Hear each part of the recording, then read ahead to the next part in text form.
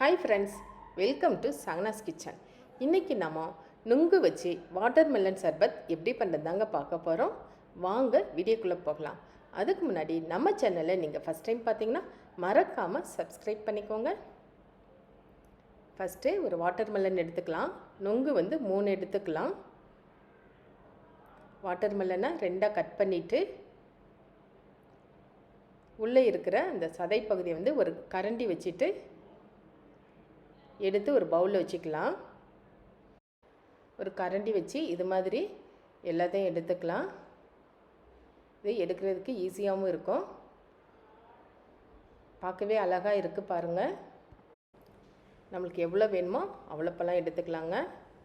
நான் இப்போ 2 டம்ளருக்கு ஜூஸ் போட போகிறேன். ஸோ அதனால் ஒரு பாட் எடுத்திருக்கேன். கட் பண்ணதில் ஒரு பாட் எடுத்திருக்கேன். நொங்கு தோலை நீக்கிட்டு இது மாதிரி க்ளீன் பண்ணி வச்சுருக்கேன்.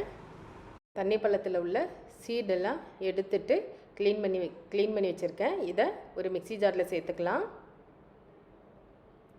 எல்லாம் சேர்த்துட்டு நொங்கையும் சேர்த்துக்கலாம். நொங்கு ஃப்ரெஷ்ஷாக வாங்கிக்கோங்க, இல்லாட்டி அது புளிச்ச ஸ்மெல் வரும். இப்போ 3 நொங்கு சேர்த்துக்கலாம்.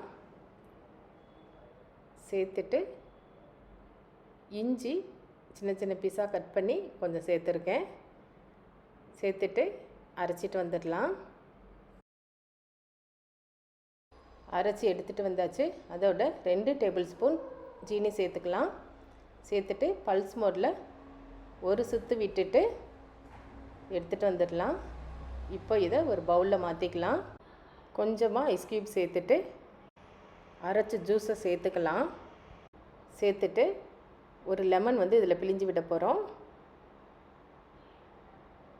இப்போ லெமன் பிழிஞ்சாச்சு.